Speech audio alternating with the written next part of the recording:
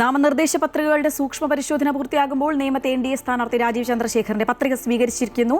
രാജീവ് ചന്ദ്രശേഖറിന്റെ പത്രിക സ്വീകരിച്ചതിനെതിരെ LDF-ഉം UDF-ഉം കോടതിയെ സമീപിക്കുമെന്നാണ് അറിയിച്ചിരിക്കുന്നത്. കുന്നത്തൂരിലെ LDF സ്ഥാനാർത്ഥി കോവൂർ കുഞ്ഞുമോന്റെ 2 പത്രികകളും സ്വീകരിച്ചിരിക്കുകയാണ്.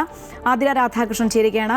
ആതിര, സൂക്ഷ്മ പരിശോധന നടന്നപ്പോൾ പല നേതാക്കൾക്കെതിരെയും പരാതികളും ആരോപണങ്ങളും ഉയർന്നിരുന്നു. അതിൽ പ്രധാനിയായിരുന്നു രാജീവ് ചന്ദ്രശേഖർ. പക്ഷേ അദ്ദേഹത്തിന്റെ പത്രിക സ്വീകരിക്കുകയായിരുന്നു ചെയ്തത്. കാരണം സ്വത്ത് വിവരങ്ങളൊക്കെ കൃത്യമായിരുന്നു അദ്ദേഹം വിവരം നൽകിയിരുന്നു. അത് അംഗീകരിച്ചുകൊണ്ട് പത്രിക സ്വീകരിച്ചിരിക്കുകയാണ്. ഏറ്റവും ഒടുവിൽ കേട്ടത് കോവൂർ കുഞ്ഞുമോന്റെ കേസാണ്.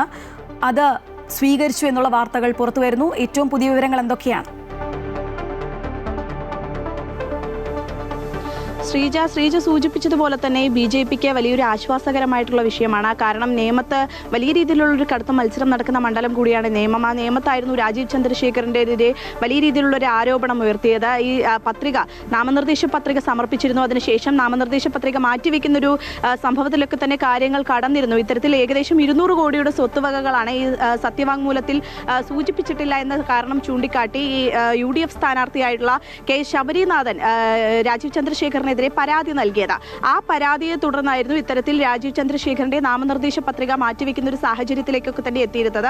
അതിന് കൃത്യമായ രീതിയിലുള്ള ഒരു വിശദീകരണം ഏതായാലും രാജീവ് ചന്ദ്രശേഖർ നൽകിയിട്ടുണ്ട് എന്നുള്ളതാണ്. അതുകൊണ്ട് തന്നെയാണ് രാജീവ് ചന്ദ്രശേഖറിന്റെ പത്രിക ഏതായാലും നിലവിൽ സ്വീകരിച്ചിരിക്കുന്നത് തെരഞ്ഞെടുപ്പ് കമ്മീഷൻ എന്ന് പറയുന്നത്. ഈ 200 കോടി രൂപ ആസ്തി വരുന്ന വീടും ഭൂമിയും രാജീവ് ചന്ദ്രശേഖറിന്റെ പേരിലാണ്. ആ ഭൂമിയും വീടിന്റെയും കാര്യം ഇത്തരത്തിൽ സത്യവാങ്മൂലത്തിൽ സൂചിപ്പിച്ചിട്ടില്ല എന്നുള്ളതായിരുന്നു ശബരിനാഥന്റെ ആരോപണം. പക്ഷേ അത്തരത്തിലൊരു പാർട്ട്ണർഷിപ്പിലാണ് ഈ ഭൂമിയും വീടും ഉള്ളത്. അതുകൊണ്ട് തന്നെ തന്റെ സ്വന്തം പേരിലല്ല എന്നുള്ളതാണ് രാജീവ് ചന്ദ്രശേഖർ ഏതായാലും സൂചിപ്പിച്ചിരിക്കുന്നത്. അതിനെ തുടർന്ന് അത്തരത്തിലൊരു വിശദീകരണം നൽകിയതിനെ തുടർന്ന് നിലവിൽ ഏതായാലും രാജീവ് ചന്ദ്രശേഖറിന്റെ നാമനിർദ്ദേശ പത്രിക തെരഞ്ഞെടുപ്പ് കമ്മീഷൻ സ്വീകരിച്ചിട്ടുണ്ട്. അതുകൊണ്ട് തന്നെ ആ ഒരു ആശങ്ക ഒഴിയുന്നു എന്നുള്ളതാണ്. മറ്റൊരു പ്രധാനപ്പെട്ട ഒരു വിഷയം എന്ന് പറയുന്നത് കുന്നത്തൂരിലെ LDF സ്ഥാനാർത്ഥിയായിട്ടുള്ള കോവൂർ കുഞ്ഞുമോന്റെ പത്രികയായിരുന്നു. 2 നാമനിർദ്ദേശ പത്രികകളാണ് കോവൂർ കുഞ്ഞുമോൻ നൽകിയിരുന്നത്. അതിൽ സ്വതന്ത്ര സ്ഥാനാർത്ഥിയായും RSP ലെനിനിസ്റ്റ് സ്ഥാനാർത്ഥിയായും കോവൂർ കുഞ്ഞുമോൻ പത്രിക സമർപ്പിച്ചിരുന്നു.